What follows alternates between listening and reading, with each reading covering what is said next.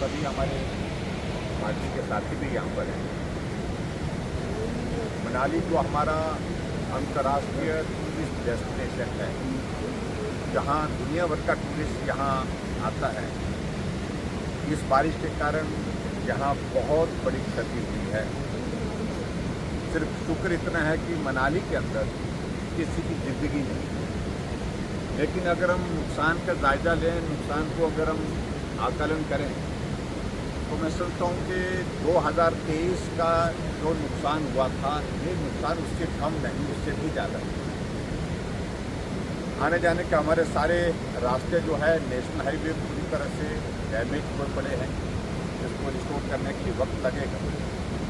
और अभी भी मनाली का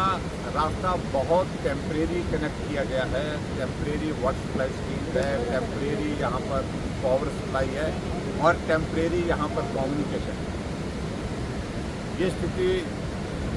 से हम अंदाज़ा लगा सकते हैं कि नुकसान किस तरह का हुआ है। और स्वाभाविक रूप से जहाँ हिमाचल प्रदेश में सरकार कांग्रेस पार्टी की है, मुख्यमंत्री जी से भी हमारी बात हुई, अभी विधानसभा का हमारा सत्र समाप्त हुआ है, उसमें हमने बहुत विस्तार से हिमाचल प्रदेश में बारिश के कारण हर साल ये जो नुकसान हो रहा है उस पर हमने डिटेल में चर्चा की। लेकिन हम चर्चा करने तक सीमित न रहें, इस बात को लेकर के हमने विधानसभा के अंदर की बात की। अभी तक हम देख रहे हैं कि 2023 के जो नुकसान हुए हैं उसकी भरपाई नहीं कर पाए, और बार बार हिमाचल प्रदेश सरकार के नेताओं का, मुख्यमंत्री का, मंत्रियों का कि केंद्र करे कि आखिरकार प्रदेश सरकार किस काम के लिए, ये भी तो सरकार चुनी गई।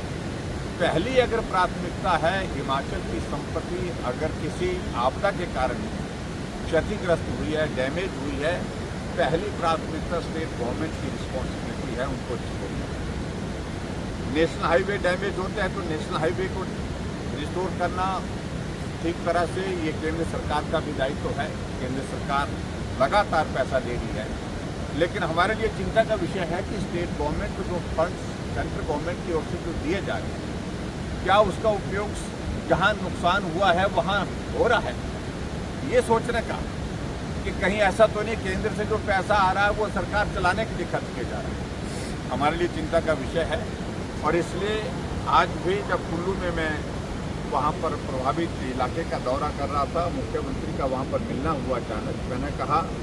कि तुरंत जो मदद इस वक्त प्रभावित परिवारों की आप कर सकते हैं उसको करने के लिए प्रयत्न करें। मुझे लगता है कि अभी तक हम बहुत जगह जहाँ पर गए हैं तो रेवेन्यू के अधिकारी भी, रेवेन्यू के पटवारी भी अभी जायजा करने के लिए नहीं पहुँच पाए।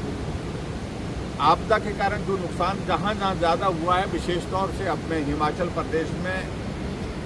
सबसे पहले ज़्यादा नुकसान हमारे इलाके में हुआ था, मंडी जिला के अंतर्गत सराज में, जहाँ एक ही रात में 29 लोगों की ज़िंदगी चले गई। और एक ही रात में अगर 3 विधानसभा क्षेत्र का जो उस वक्त का आंकड़ा अगर हम जोड़े, नाचन, कसोग और धर्मपुर के इलाके का, मंडी के इलाके का, तो 42 लोगों की ज़िंदगी चले गई।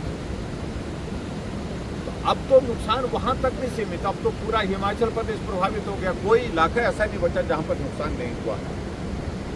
अब हमारा ये कहना है कि जहां नुकसान हुआ है दूसरी जगह के रेवेन्यू के अधिकारियों को डिप्यूट किया जाए ताकि जल्दी से जल्दी असेसमेंट हो सके। जैसे मनाली के अंदर नुकसान हुआ, कुल्लू के अंदर नुकसान हुआ, हमारे अगर हमीरपुर में, हमारे बिलासपुर में अगर नुकसान कम हुआ है तो वहाँ के अधिकारियों को 1 महीने के लिए यहाँ पर भेजा जा सकता है। यहाँ भेज करके असेसमेंट करना,